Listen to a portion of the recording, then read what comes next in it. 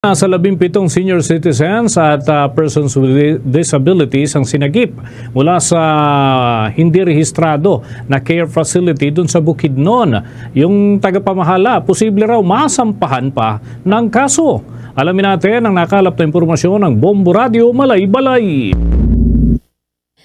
Sinagip ng mga otoridad ang 17 senior citizens at persons with disabilities o PWDs mula sa isang care facility sa Maramag, Bukidnon na natuklasang walang kaukulang rehistro at nagdudulot ng panganib sa kalagayan ng mga residente. Batay sa panayam ng Bombo Radyo Malay-Balay kay Rochelle Galia, Regional Information Officer ng DSWD Region 10, iniimbestigahan na ngayon ang operasyon ng naturang pasilidad na kinikilalang Bukidnon Multi-Sectoral Services Foundation Incorporated matapos makatanggap ng reklamo mula sa mga residente. Ayon kay Galia, noon pang Pebrero at Abril 2022 ay binigyan na ng babala at payo ng DSWD ang naturang pasilidad na ayusin ang kanilang mga dokumento at rehistrasyon. Ngunit patuloy pa rin umano itong tumatanggap ng mga bagong kliyente kahit walang sapat na papeles. Dahil dito, ipinataw ng DSWD ang suspension order laban sa BUMSSEFI at binigyan ng 30 araw upang maisaayos ang mga kinakailangang dokumento.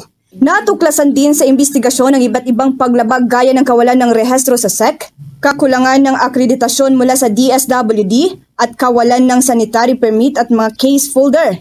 Dagdag pa ni Galia, posibleng sampahan ng kaso ang tagapamahala ng naturang care facility kung mapapatunayan na may paglabag sa karapatang pantao o pang-aabuso sa mga kliyente. Sa kasalukuyan, nasa pangangalaga na ng DSWD at lokal na pamahalaan ng mga nasagip na senior citizens, PWDs at iba pang may espesyal na pangangailangan habang nagpapatuloy ang investigasyon ng ahensya.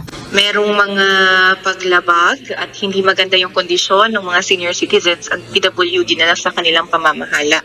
So, first actually, binisit sila noong February and then binalikan ng April para mag-comply, ngunit hindi pa rin nila nakuha yung mga dokumentong kailangan para ma-accredit sila at hindi din sila rehistrado sa SEC. So, kaya nakapag-decide ang DSWD na maghain ng suspension order at immediately i-pull out yung mga senior citizens at PWD para na din sa kanilang kaligtasan, lalo na sa kanilang kalusugan. Ang panayam ni Rochelle M. Galia, Regional Information Officer ng DSWD Region 10.